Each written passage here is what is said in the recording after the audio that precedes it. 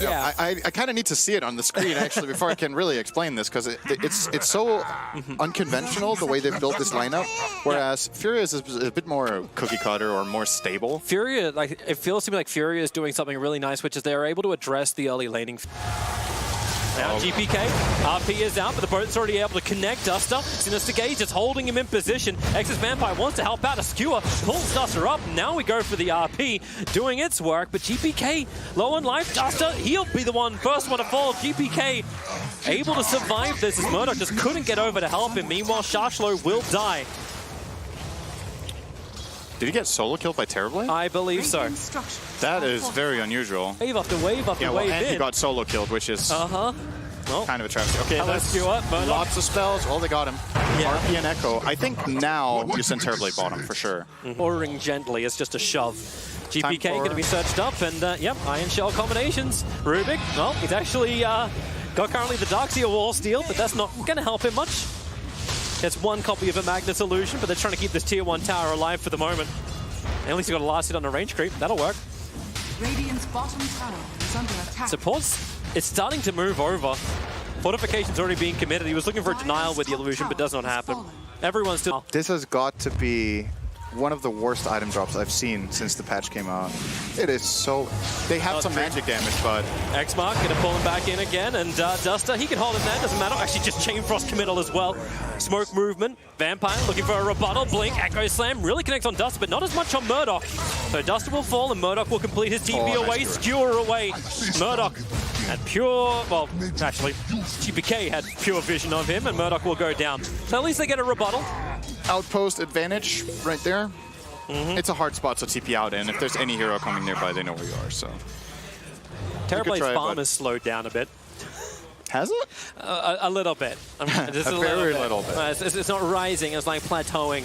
Oh, he gave up on SNY. He's going Scotty, but he still has it queued up. So maybe he wants Scotty to hit a timing and then this double ulti orb is like, I'm just like stat padding myself. Look at how many stats he has. There's a pupil's gift too. Oh, that's a very good combo. Oh, Sinister's Gate trying to track them up, and Shockwave pulls him back in, and once again, another double kill going the way of Gambit. It really feels like this is their time to turn it on.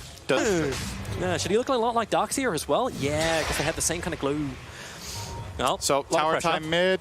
It is. Mag is fat. He is level 18. And they're losing the entire Chen army before this is going to begin.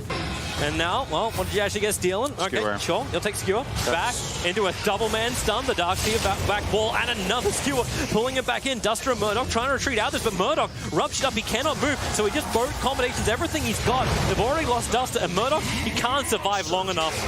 And now, maybe it's going to be NS Art as well. Another fissure, another block, but hey, he's got his ultimate, and Gambit will provide enough damage to give him 3/4 of his life. Oh! He was close. Quick jump in, fissure, Excess Vampire. Once again, he's starting this one off. It's a really good bang. The ship will buy him a little bit more time, trying to hold him in position on top of Shashlo on Chain Frost, hitting back across Gambit. That is NSR. Oh, he'll have his ulti triggered. He's going to be okay with this. There's the rest of his team that needs to try and send a fight, but Murdoch in the tree lines. Where is your Terrorblade? He's actually farming right now. Like, not being involved. 3 heroes from Furia down. Only one of them has buyback available. You know you're going high ground, but everyone's so low. That's an easy dive in for Dream, and 4 heroes. Now 3 of those don't have buyback. And Rodeo is wondering, is like, how about... Fighting, pseudo-defending. Well, we're going to put that Abyssal Blade to the test. As Rodeo wants to try and fight this one into Metamorphosis. You got Bloodseeker TPing in as well. GPK protected by the BKB. Shift coming forward and is able to actually connect the second. You had Dream pop out of it, the back. Oh, the Echo! Everything, put it in, RP him up, hold in position. Maybe you should stop attacking into one the abandon. Maybe you don't. Just wait out the ultimate. That could actually just be the game right there. You blew everything, but you got all the heroes you wanted, including that Terrorblade. And, okay, well, you get a Courier Snipe, which had negatives remaining on it, but you lose the Rubik for it. That felt inevitable. This was a... weird game? Yeah. Odd. Very odd. I feel like I watched modern art, and I didn't understand it. Abstract Dota at its finest. Dota debatable. Abstract absolutely. This game's over. Done and dustered. I thought it was only BSJ who made those jokes these days. No, I can too. I'm 30 now, so. You can? Oh, yeah. You hit the big 3-0. Yep. You've now graduated to crap jokes. Yep. Life's over. Yep, and so is this game. Yep. They'll fountain farm if they want to. And Furia is just refusing to tap out. They'll be dragged away. And this is not the game that Furia thought they were going to have. But it's funny that the early game, it felt good. It felt like they had things. We don't care about this crap that Rich is just like throwing out in the panel. Stop derailing it, Rich. Yeah. This is really... Yeah. Like you're not taking it seriously enough. If at first you don't succeed, draft a TB and try again. That's what we're doing right. He's lost one of his Observer awards. That will be good. First blood. Got him. Blood. This is really generally the outcome of Ursa against Axe lanes, is that Axe is nice in the start, and then Ursa hits level 3 or 4, and then it gets bad. Oh, this is a really good rotation. Didn't toss him back, though. Tossed him on the spot. What? Well, okay. Maybe it was slightly out of range. Then again, toss range always appears to be so much bigger. It got nerfed. That's it. Rune mark. So it's all for this.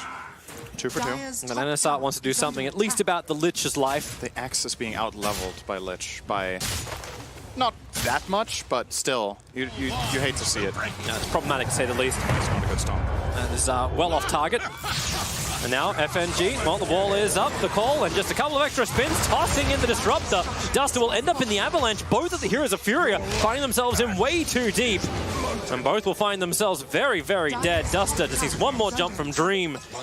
Now dominate forward. Oh, this is what they wanted. They wanted the 10-minute fight. Oh, that's a very good Dream has run in, but my God, Murdoch and Duster! He's going to jump up with the chain frost from FNG, just follows.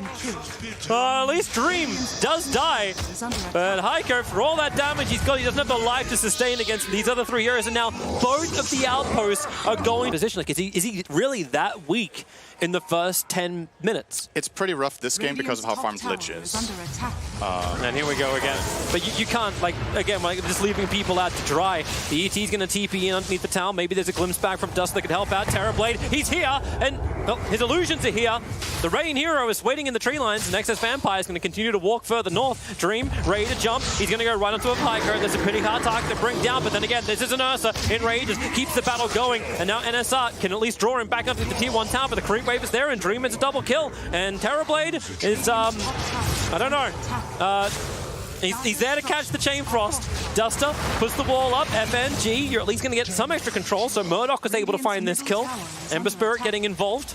Radiant structures are fortified. This feels so fearful. And the big winner in all of this is TA, because TA is not bad.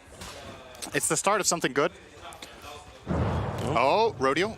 He actually has the backline, but he's in a sentry. They know he's there. Yep. Charge low. They're kind of trying Here's to the extra TP. They realize Sentry Ward, FNG pulling him back in. GPK is waiting for the right jump in. NSR's already got the call off. They just need that extra hold to come in. Now the GA from Chargelo gives the extra life. And where is your damage now? Furia, they know it doesn't exist. Just like their 3 heroes on top lane. Tia has blinked that, so minute 14. Radiant's top tower. Total free game. Well, they're going to take all tier 1 towers in the first 15 minutes. This will probably also look to them taking all the bounty runes as well. And I like this from Tiny everywhere. Everywhere I need to be on this heat map. Yep, it's been moving a lot. Been a little bit more in the mid lane, as you can see. Making a couple of plays there. I see farming in the back lines. That's all we're going to... So far in this series, this seems like just a total outclass. I don't think, if this were 2 more even teams playing, I don't feel like the Radiance draft is this weak. Furia, I think they're trying to cap that bottom one at the moment. Radiant's top tower has fallen. Radiant's middle The chase is on, Heiko in the trees. Gets the stomp out, Observer Ward sees him. Can throw a fresh spirit, but Dream pounces forward. First hit on the bash, he'll take it. Glimpse, creates a little bit of space. Dust is going to arrive, and maybe now's the time to try and fight. The Storm is down, same with the wall. Dream, he's going to get locked in here, but the Chain Frost, he can't move away. He's going to bounce out to Dust, but NSR's still going to end up falling. And where's the extra health going to come from? Dust still gets hit by the Chain Frost, so he's low on life. So is Heiko. That would have been potential kills there for Elder Titan if he had his ultimate skilled, but... Look at him! Look, Gambit, no! Gambit, no! Here's a tip! Here's a... Recently in the tournaments, we've seen getting better and better placements in minors.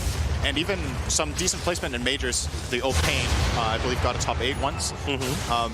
It was mainly off the back of, we don't care, let's go. We're just going to run at you, we're going to fight you, and we're going to try to outplay you on just playing reckless, high-tempo Dota. Yep. And they just seem so afraid in these 2 games. There's nothing. Maybe it's also that matchup.